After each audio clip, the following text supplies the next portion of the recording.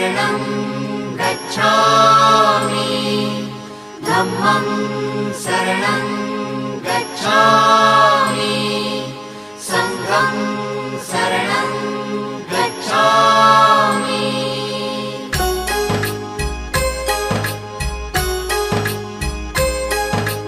बुद्धं शरणं गच्छामि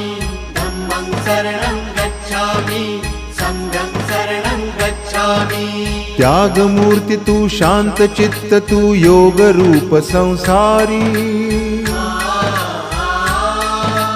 दया प्रेम अन मानवतेचे प्रतीक तुझी ईश्वरी